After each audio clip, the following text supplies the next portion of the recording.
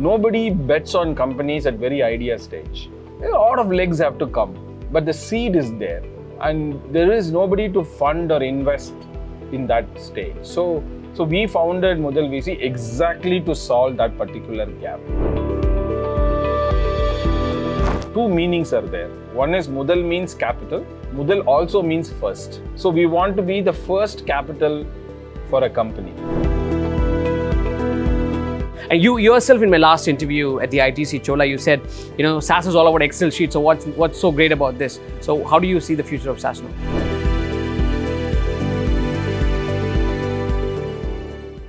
Hello and welcome. I'm Vijay Srinivas, and this is C-Suite Conversations. We are joined by a very special guest, Chief Executive Officer of Kissflow, Mr. Suresh Sambandham, and his son Arvind Suresh as well. So both founders of venture capital firm Mudal VC. I want to begin with Mr. Suresh first. Why you're known for Kissflow, and what sort of prompted you to start a VC firm like Mudal VC now?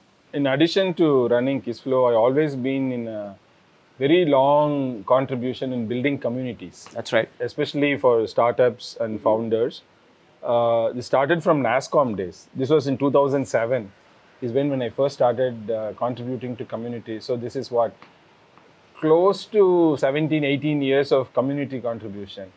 So part of this, one of the we built many communities. NASSCOM, we built Emerge Out, then Product Conclave, then iSpirit, then SaaSX, then SaaS Boomi, Chennai Open Coffee Club. There's a very huge list of communities that I built for Chennai and for national level. But another community that I built is called Idea Patterai. So the goal of the Idea Patterai was to see how to build brands from Tamil Nadu that are global brands. So how do we build like a Y Combinator? People often talk about there is not much of an ecosystem like Silicon Valley in Chennai. Mostly because Silicon Valley was built by contributions from companies or other communities like YC. That's right. So we wanted to see, how do we build a YC-like community in Chennai for Tamil Nadu so that we can build another 200, 300 brands. Right now we have Tamil Nadu brands, if you count them, there might be 100, 150 brands. So that is the key motivation, because we want to also see how to contribute to that $1 trillion goal that we put out. So interconnecting all these things is how we founded the Idea Patterai community. At that time, we didn't have a thought process that our goal was we build the startups and the VCs will be able to fund it. So they're always been saying we have a lot of money, but we don't have good startups and all of that. But then when we really want to take these companies that we mentored for a year and a half, and then went to the VC community, they were looking for much different level of maturity in these startups.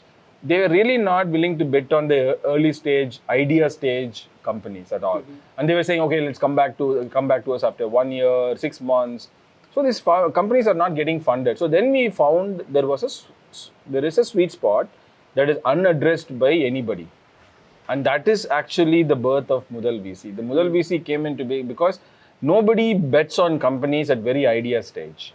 They just don't even have a company registered. Okay. They just have a PowerPoint presentation and they just pitch with an idea. Maybe the idea is good, the founder is good. A lot of legs have to come, but the seed is there.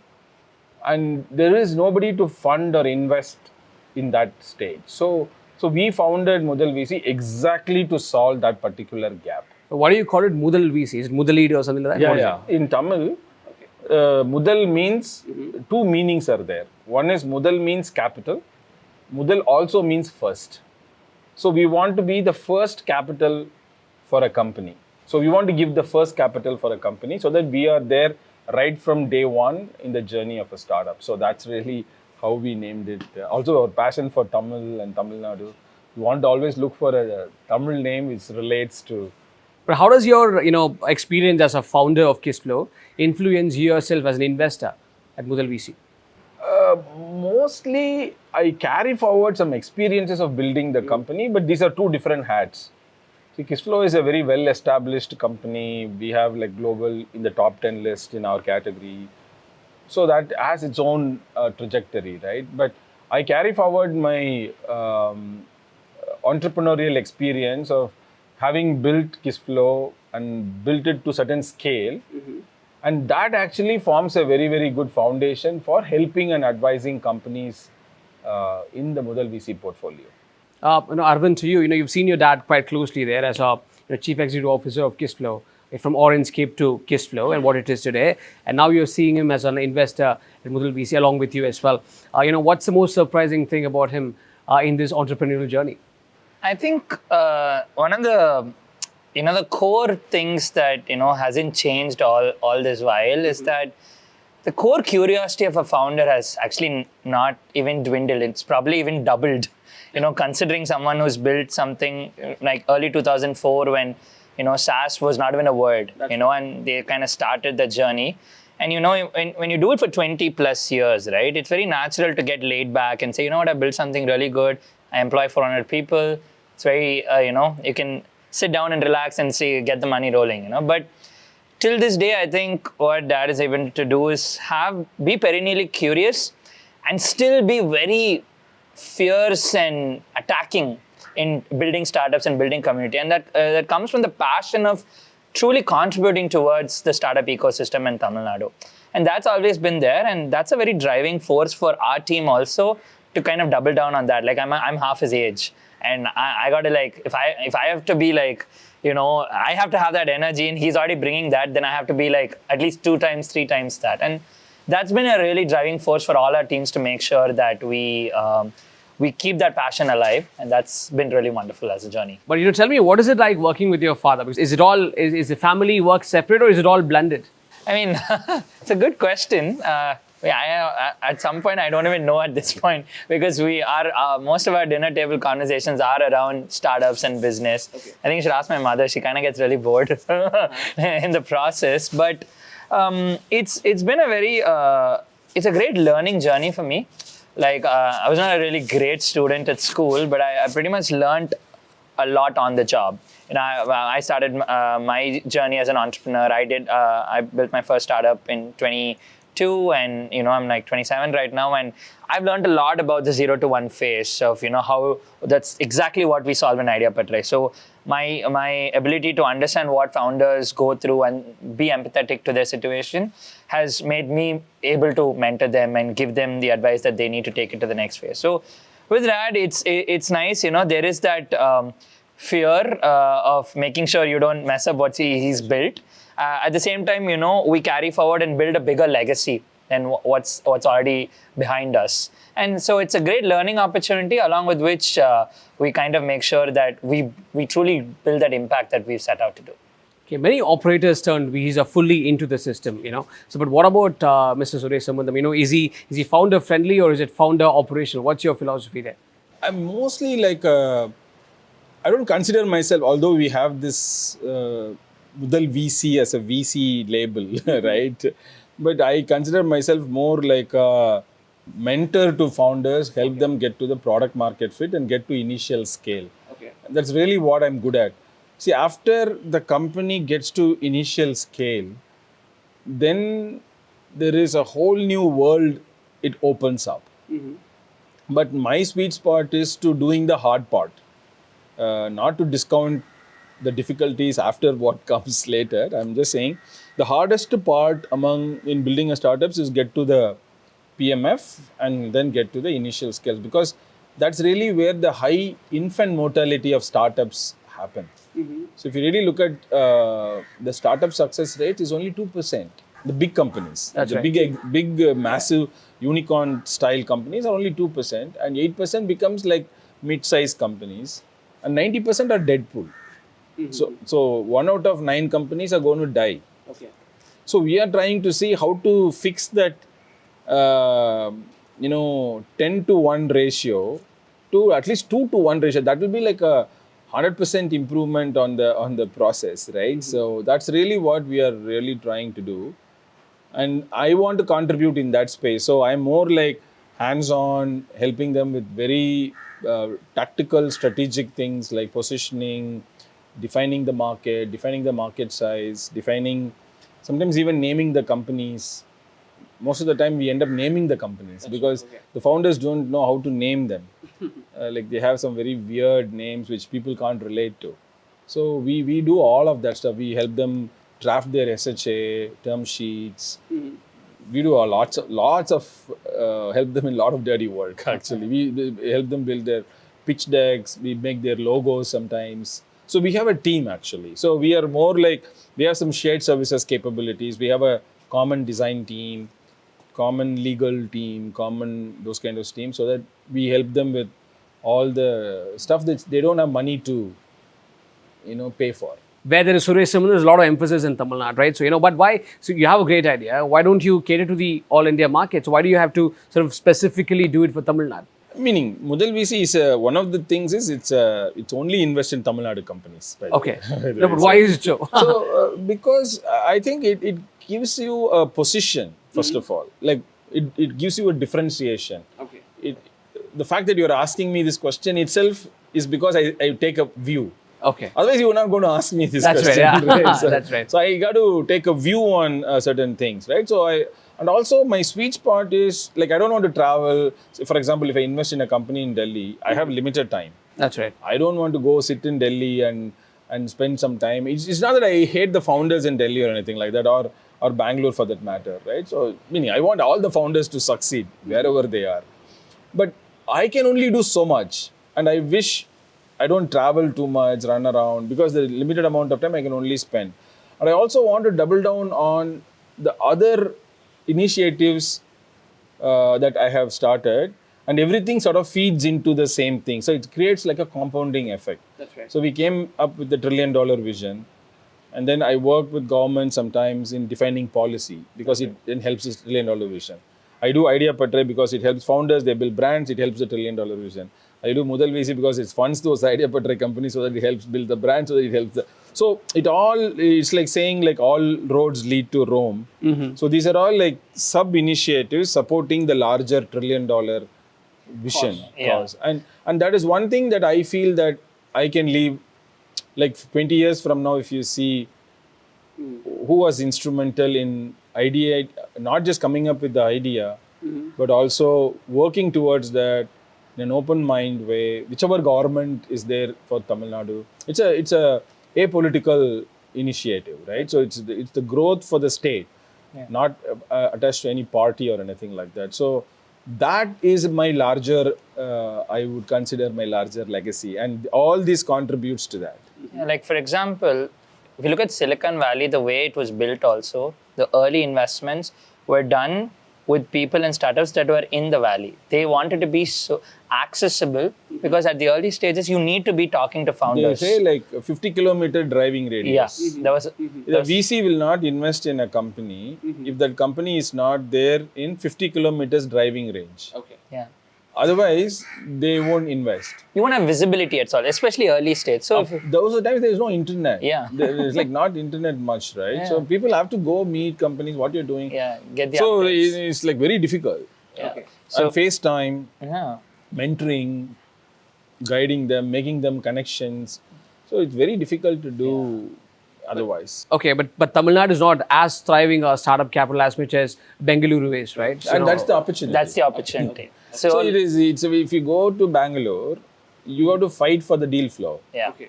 Now here we are a big fish in a small pond. Acha, okay. Exactly. Okay. Very interesting. So, I saw you, both of you, sort of, mentoring a lot of startup founders via Idea Patre, right? So, what are the gaps that you see in early, startups? I mean, if you look at it core and if you want to put it in one word, it's actually clarity. Okay. There is because a lot of India's talking about startups in a big way, and we keep getting a lot of funding news. There are certain terminologies and jargons that are thrown out, which everyone sort of kind of map it with their knowledge of what it is and start using these words without really understanding them. And founders can't do that. Okay. They need to really understand what ideal customer profile is. What is a market? They keep saying market and demand, and some people say market demand. It's not that. So there's a lot of clarity in what it takes to build a startup, and what is an idea, and what kind of ideas can be made into startup products and services. So we sort of kind of demystify all this sort of blurred knowledge and thought process that is in their heads, and kind of give them clarity on what it takes from zero and build a startup very efficiently, very frugally. So I would personally say clarity is what we really throw upon, and then actual practical efforts on how to go talk to customers first and how to get that information, take feedback, make sure what you can take and what you cannot take. Because sometimes you go to one customer, they'll say, no, you add me this feature, then I'll buy. Sometimes you're not supposed to say that, you can't always say yes to every customer need, right? So these kind of clarities are something that we really focus on very deeply in the early stage and give them idea on what to take and what not to take. Okay, I understand the cause for Mudal VC and all that, but Mudal VC is also firm that you eventually want it to make profitable, right? So and you both of you run this. You already said you're half his age. Sure. So has there been an incident where you sort of disagreed with his decision making because it's completely different generations altogether? Sure. So have you ever come across any such situation there? I mean, largely from a vision, we don't. I mean, as much as his passion for Tamil Nadu and for, the startup ecosystem, is so large and we all know it, you only work if you align with that. So the vision is very clear, but there will be certain places where we would have very intense, good, healthy disagreements so that, the startup and the founder benefits. And we're always like that. There are certain companies that I'm working extremely close with. And I would say, no, this is the way we think it should work, and we would bring him on that, and there will be a different view. So there's a lot of good conversations, and sometimes out of those disagreements come better ideas that neither he or I had initially. Okay. And that's something that we kind of enjoy, including Arvind, who's part of our team, and everyone else who's contributing to it. So it's good to have these disagreements. I kind of expect them on a daily basis. Okay. Are there any sectors that you're certainly bullish on? Because you're known for SaaS, and is there a bias towards SaaS when you make those decisions? Actually, we have one of the most diverse portfolio. We have close to 16, 17 investments now. Mm-hmm. Okay, and we have the most diverse portfolios, and SaaS is only two, 3 companies in there. Yeah. So there are we have a healthcare company, we have a EV vehicle, we have food companies. We have all sorts of retail companies, we have jewelry brands. So we have very diverse portfolio. Some might see it as a problem. In a VC world, typically people want to go with certain theses like I want to do fintech, deep tech, SaaS, like that. But we have already taken a position to be only in Tamil Nadu. So once within that, if you take only SaaS, there will be just a handful of companies for which we can mentor. So I think we have taken a slightly broader view. But I think this won't be complete if I don't address the elephant in the room, right? So the AI is right now the elephant in the room. So there is a huge opportunity in building 2,000 to 5,000 companies in the AI space easily. Okay. I would even say put it like 10,000 companies in AI in the next 3-4 years. I think I don't want Tamil Nadu to miss out of that opportunity. So I wanted to see how we can double down and bet on that opportunity in a big way. Yeah. Okay. So, you're sort of saying Tamil Nadu's growth story is certainly the Mudal VC's growth story in a way. So, when, you hail from Kadalur, right? So, you also have this vision of particularly focusing on tier 2, tier 3 cities. And there's lots of model that's going around. There's a Tenkasi model. I don't know what the Tenkasi model is. Okay. So, except for the fact that Sridhar is living there. Okay, no, I don't think there is a Tenkasi model. But he has pitched a model called the Tenkasi model, what he keeps talking about. I don't know what that is. Okay, okay. So, but do you see any kind of structural challenges when you do so? Cater to the tier 2, tier 3? I think it is always, see, the one perennial challenge always is going to be, like when compared to Silicon Valley, Bangalore is not a better ecosystem. Mm-hmm. Mm-hmm. When compared to Bangalore, someone may say Chennai is not a better ecosystem. Mm-hmm. When compared to Chennai, Kadalur is probably not a better ecosystem, or even for that matter, Tenkasi is not. Mm-hmm. So maybe Kadalur is probably far better ecosystem than Tenkasi. I know both the towns far better.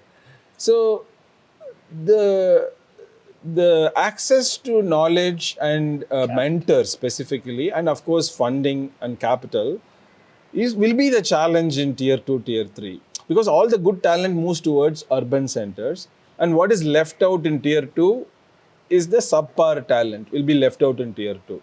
Like somebody studies really well, in a tier 2, they go for a big job in Bangalore or Chennai or Coimbatore, right?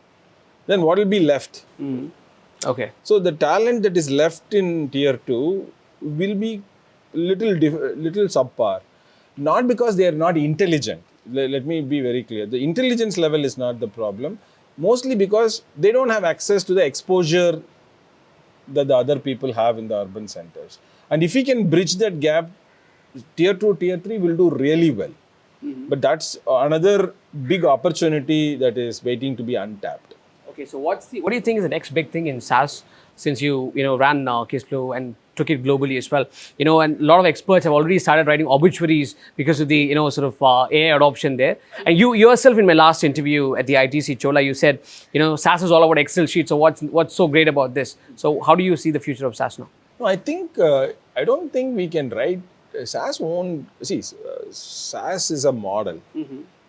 B2B software won't die. Okay. That will have. So what SaaS, what Kissflow does, or what Freshworks does, or what ChargeBee does is B2B software. They will continue to exist, except that if Freshworks or Kissflow or ChargeBee doesn't reinvent themselves Okay. for the AI world, they will die. Okay. It doesn't matter which brand it is. Okay. But if, like for example, client server to, so we were a client server company ourselves in 2004 when we started. And then cloud came, we were the first to embrace cloud. So that's why we survived. And there are a lot of companies who didn't embrace cloud. They questioned cloud and they died. So if somebody is going to question AI, they're going to die. If you embrace AI, you're going to ride the wave. So that's what I think most of these companies are doing. So most of the companies in the SaaS world, they're basically B2B software companies, they will do a transition into the AI world. So maybe the word SaaS might go away or get rebranded, but the companies will still be there. As a founder of Kissflow, what is your advice for all those young folks who wanted to scale up their companies globally? I'm asking you on the backdrop of a lot of FTAs being signed. So I think the only one thing I would say is scale what is founder product market fit. Okay. Sometimes people throw money in just to get the numbers without a real value getting delivered to the customers. Classic example is like Byju's, for example, right? So they went, because they got so much funding, they kept selling more. But at the end of the day, the core value is, as a student, I should learn and then succeed in my educational journey. That is my value. I pay 2 lakh to Byju's for that. If that consistently gets delivered and then scaling that, absolutely no company will fail. But you're just scaling just because you want to show growth to investors, because you got money and you want to meet that all the projections you made in your Excel sheet, that is going to come back and hit you badly. That's right. I think if we keep this in mind and scale sensibly, commonsensically, it should work. Okay, and Arvind, as you spearhead Mudal VC from the forefront along with your dad, where do you see Mudal VC in the next 10 years from now? So right now we're very clear and focused. We have this geographical focus in Tamil Nadu, and we also believe that it's because India is so diverse.